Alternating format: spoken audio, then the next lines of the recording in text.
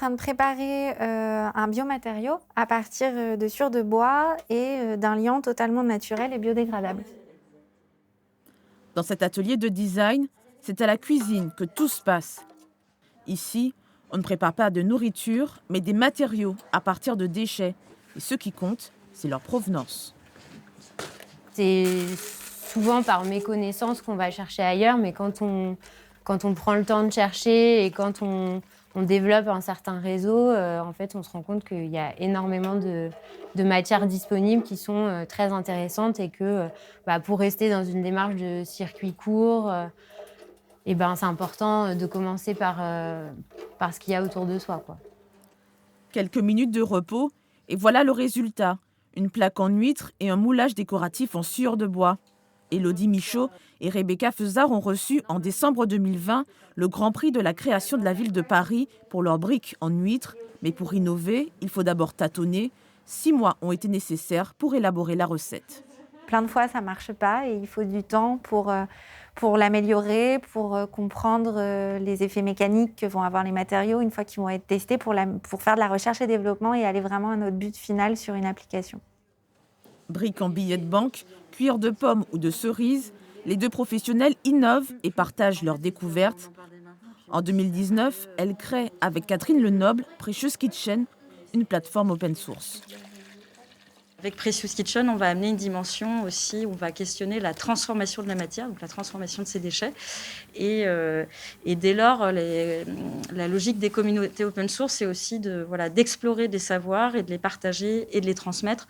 D'où l'idée de faire naître une plateforme en ligne pour identifier des déchets sur le territoire et de partager des recettes à partir de ces déchets.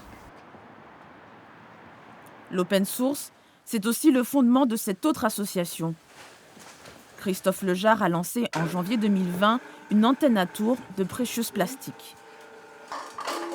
Ce broyeur a été fabriqué par les bénévoles et il a été conçu et partagé en open source par la communauté Precious Plastic, qui est la communauté de recycleurs qui permet aujourd'hui à 1 millier d'ateliers de se développer dans le monde. Là, on est sur la machine la plus chère aujourd'hui. Le broyeur aura coûté 2 300 €, 7 000 € pour cette extrudeuse qui sert à fondre le plastique. La matière première, c'est le polyéthylène ou le polypropylène, c'est-à-dire les bouchons ou encore les flacons. Pour alimenter les machines, il suffit donc d'aller dans sa poubelle ou se tourner vers les entreprises. La semaine dernière, on a récupéré 200 casques à la direction d'EDF de Tours. Donc, c'est des casques qui sont composés de 3 plastiques, de l'ABS, comme les pièces de Lego, du polycarbonate transparent et du plastique noir, qui est du polypropylène. Tout ça L'association compte une 50aine de personnes.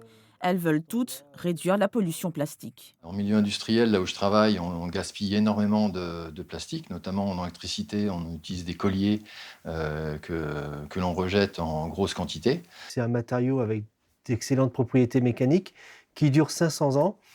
Et du coup, pour que le plastique arrive jusqu'à la fin de sa durée de vie, on devrait faire des objets qui durent au moins 60 ans pour pouvoir être recyclés 7 fois. Et ces objets que nous avons choisis, c'est de faire du mobilier design, donc de l'objet de valeur qu'on aura envie d'avoir chez soi et qui durera vraiment sur cette période de temps. Pour l'instant hébergée au Fab Lab de Tours, l'association va bientôt déménager dans un espace plus grand. Elle veut à terme se transformer en société coopérative.